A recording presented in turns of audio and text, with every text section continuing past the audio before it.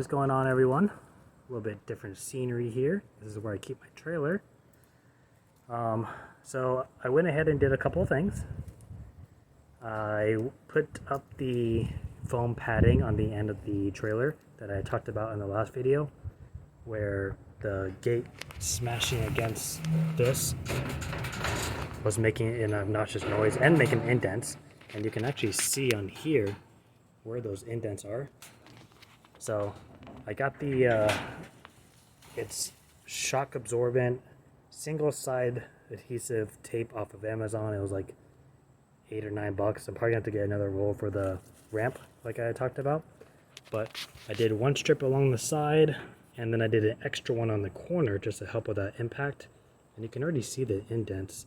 So I may even have to do a third layer just in case, but yeah, I mean, smacking it against it just for practice, you know, it's a lot less annoying. So that's one thing. And then my bed liner is done, but plot twist. Before we get to the bed liner, look what I got. I don't know if any of you guys watch Attack on Titan. When I got the truck, I was like, wouldn't it be cool? Because it's like a Titan, if I got one of the characters from Attack on Titan. And of course, we gotta get Captain Levi, because come on. Now, you might be thinking, wow, Chris, that looks amazing. You did that all by yourself with the spray in? No, I did not. I know. I mean, obviously this gives away and the Titan gives it away. Funny thing happened. So if you recall yesterday when I was in the mall parking lot doing that video, I was talking about how I'm going to sand down the whole trailer today, and then I'm going to spray it in tomorrow and finally get it all situated and put the mat down and stuff like that. And I actually never got around to sandpapering everything, and it ended up being a good thing. In Boynton, it was really hot and sunny out, and by the time I got to my brother's house in Lake Worth, which is one city over, it was downpouring out and had massive like storms on the radar, and I got frustrated and I just started like in the corner just in the rain with an umbrella, and I went in and asked my brother, I was like, hey, do you have an electric sander, because this is going to take a while? And he was like, I do, but I thought you were like busy all week, like you're not going to be able to use your truck for jobs. I was like, what do you mean? He's like, well, it has to cure. Now, I completely overlooked that fact. I know about it, but I completely overlooked it, and that sucked. And I was like, shit, you're right. And I looked on the box and it needs 5 to 7 days to cure before putting anything heavy in the back of it, which obviously is a little bit of an issue. Now, granted, a lot of my jobs now can be done with the trailer, but I use my truck for more minimum jobs to help save gas and overall effort. So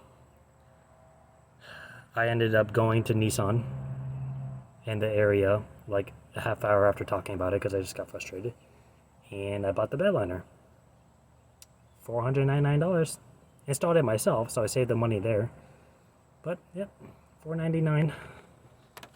Hopefully it lasts us a while.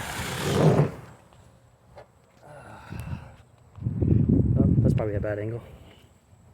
So that sucked. That was the whole point. I was trying to.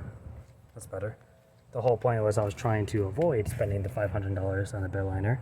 That's why I got the thing on Amazon for $136, and I got all the sandpaper and stuff, which I'm gonna go return today, and I'm gonna return the kit on Amazon, which is probably the good thing I got it from there because it's easy to return. So I'm gonna return that. I'm still gonna keep the carpet lining though. I didn't realize that you had to drill your own holes into the liner, which I just bought today. And now I have to drill holes in it and then just get a rubber mallet and punch the little screws in to hold it in place. But I probably don't need it, but I want to have it just to kind of help preserve the life of the bed liner. And also, I kind of figure, you know, this is great for sliding general stuff in, but say I slide in something metal, it's obviously going to scratch the shit out of this. So I figure at least with the carpet lining, it'll make it a little easier to slide things, and it'll help preserve its life a little bit. So hopefully I can get a couple extra months or years out of it. But that's that. I'll probably do that sometime tomorrow or Monday. I need to go buy a drill stopper. I don't have a drill stopper. I don't do a lot of drilling. So I need to go get that. And then we'll pop that in place and the truck will be done. And we hopefully won't have to make any more big purchases. Fingers crossed. do have to do my oil change tomorrow and something else. Just oil change. Tomorrow we have that clean out job. I'll record that and do like a little vlog, which is something I wanted to kind of start getting into.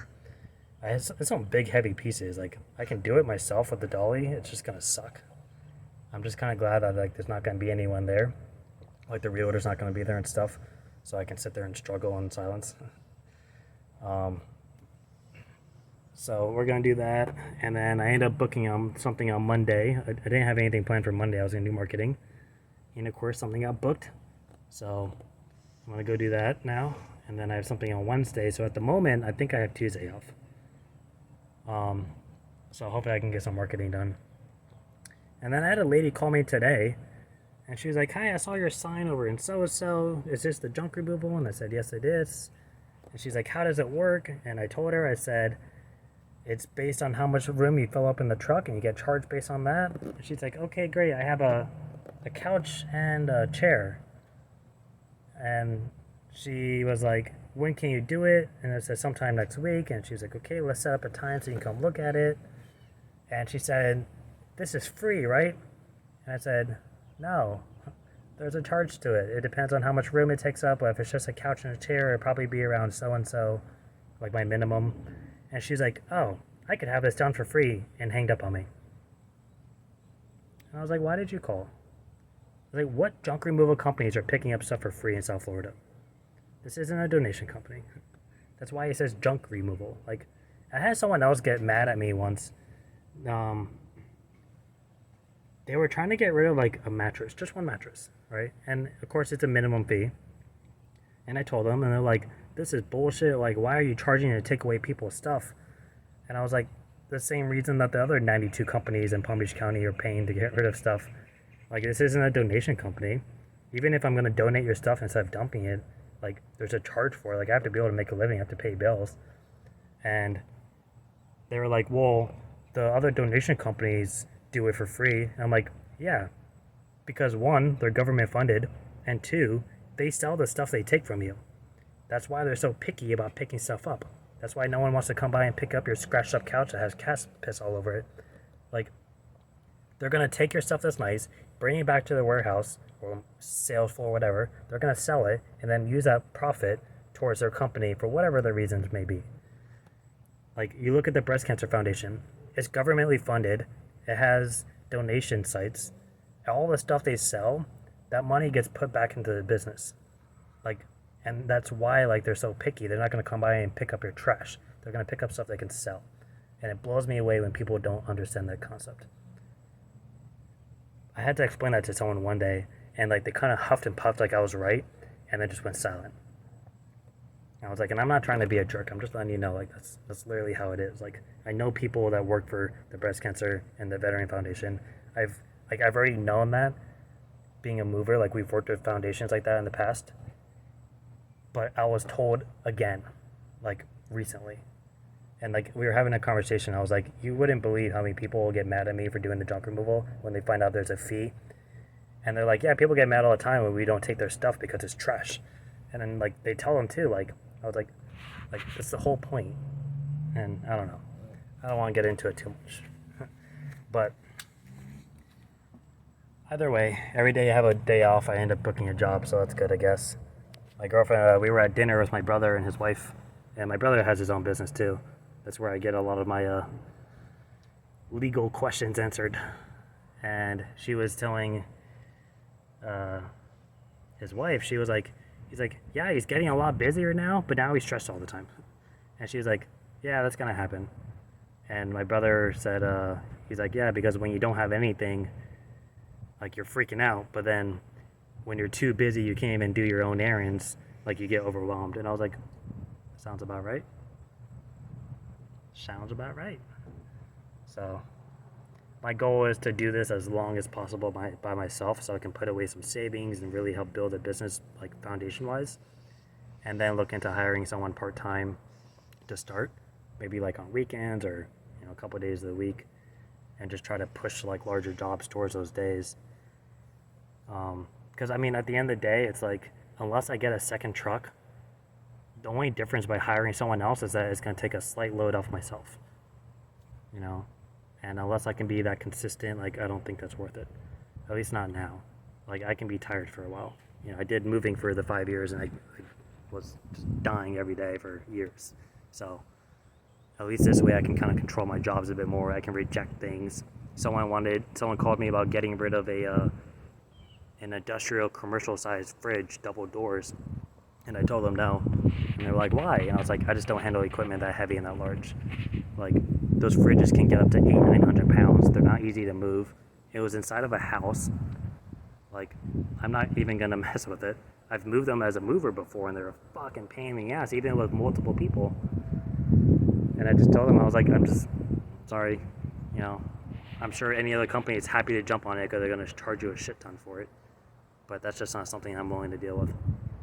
And that's the kind of thing I'm talking about. You know, I'm able to control those situations. I can deny something where I feel like, that's gonna kick my ass. I can deny it.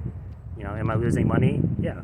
But at the end of the day, like, I know the jobs I want and the jobs that are more doable for myself and the equipment and the vehicles I have, and that's what I'm gonna stick to. So that's that.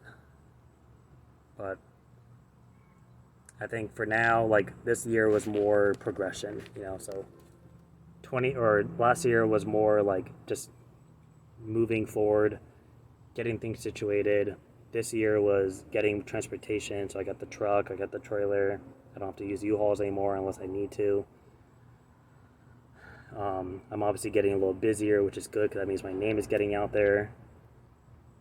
And I'm slowly but surely making connections with professional services, like the organizer, the realtor I'm doing a job for tomorrow seemed pretty excited about me.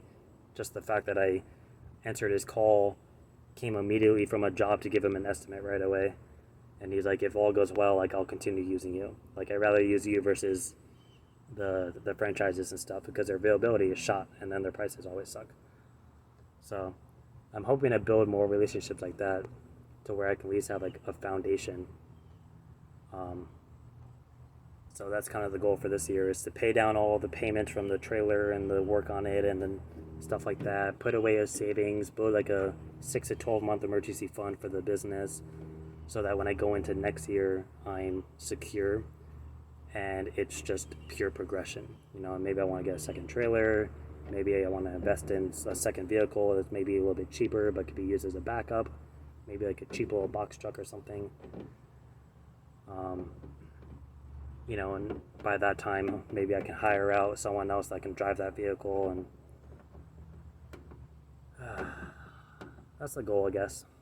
But for now, we're just trying to get used to having this as like my main job, because you got to remember that I just stopped doing part-time work a couple weeks ago, so I've only been doing this full-time for 2-3 weeks. So that's where we're at, and I will see everybody tomorrow. I have to go to the gym. But I ended up not going yesterday. I was like, by the time I got done with all my errands, which obviously I didn't get to do the bed liner, so I got busy with something. I ended up not doing that, and by the time it came around to going, it was like 10 o'clock at night, and I was like, I gotta wake up early in the morning. If I go to the gym and take my pre-workout, I'm gonna be up until like 12:30 or 1, and I'm already tired.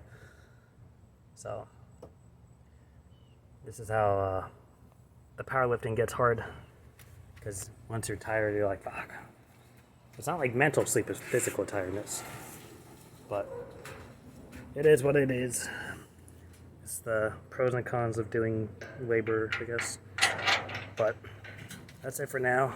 You'll be seeing us and my girlfriend. You get to meet my girlfriend. Not that any of you probably care. But she'll be with me tomorrow for the job. She'll be helping. So until then, hope everyone's businesses are thriving. Hopefully no one else is getting days off either. I hope I get a day off eventually. I just want to sit at home and not do anything all day. But then I also want to make money so I can pay my life. I can't open this. I have to use 2 hands. Goodbye.